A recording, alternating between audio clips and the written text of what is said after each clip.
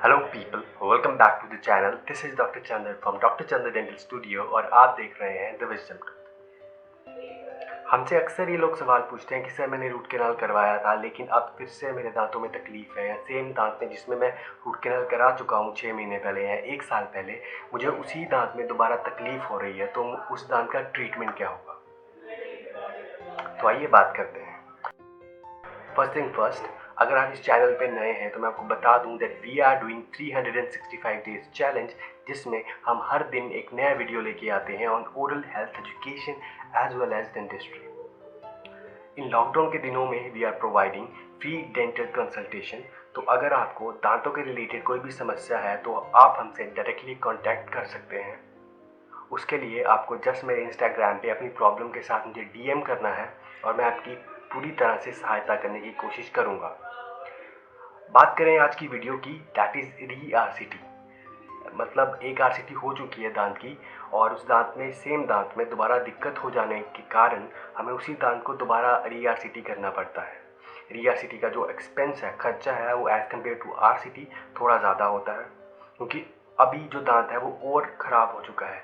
जैसे कि आप तस्वीर देख सकते हैं कि आरसीटी हुए दांत में जब दोबारा इन्फेक्शन होती है तो वो कैसा दिखता है। तो उस केस में हमें जो आरसीटी की हुई है ऑलरेडी, उसको रिमूव करके, जो जीपी कोन्स उसके अंदर हैं वो रिमूव करके दोबारा उसको भरना होता है, उसके जीपी कोन्स फिल करने होते हैं और उसको दोबारा से एक तरह की आरसीटी ही करनी है। लेकिन जो आरसीटी हुई है वो सब कुछ रिमूव करके, इन्फेक्शन रिमूव करके, ये थोड़ा लेंथी प्रोसीजर हो जाता है, थोड़ा कॉम्प्लिकेटेड हो जाता है। लेकिन जानने की बात ये है कि ये ऐसा होता क्यों है। वैसे तो इसकी परसेंटेज कम होती है, लेकिन अगर आरसीटी ढंग से ना हुई हो, जनरली हमारे दांत में काफ़ी रूट कैनाल्स होती हैं। अगर हम मोलर की बात करें या जाड़ की बात करें, जो पीछे वाले दांत होते हैं उनकी बात करें, तो उनमें जो नसें होती हैं वो 3 से 4 होती हैं, कई कई दांतों में तो 5 भी होती हैं। तो उस केस में अगर हमने कोई कैनाल मिस कर दी डेंटिस्ट ने, तो री इन्फेक्शन के चांसेस बहुत ज़्यादा होते हैं। कुछ केसेस में अगर जो सफाई है, रूट कैनाल की सफाई जो हुई थी वो अच्छी तरह नहीं हुई है, तो री इन्फेक्शन हो सकती है। या फिर ऐसा कहें कि रूट कैनाल बहुत अच्छी तरह हुई लेकिन हमने कैप लगाने में बहुत देर कर दी या लगवाई ही नहीं, उस केस में दोबारा इन्फेक्शन हो सकती है।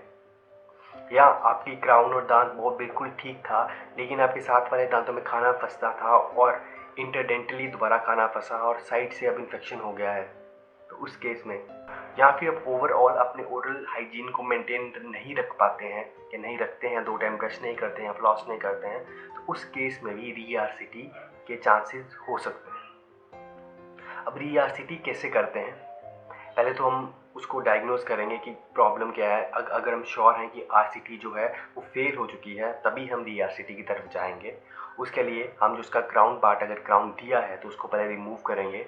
उसके बाद जो रूट कैनाल फिलिंग मटेरियल अंदर है उसको रिमूव करेंगे और पेशेंट को मेडिकेशन पे डालेंगे फ्रॉम 3 to 5 डेज। उसके बाद जब पूरा प्रॉपर इन्फेक्शन कंट्रोल हो जाएगा, रूट कैनाल साफ़ हो जाएंगी, तभी हम दोबारा रूट कैनाल फिलिंग मटेरियल डाल सकते हैं और दांत को बचा सकते हैं।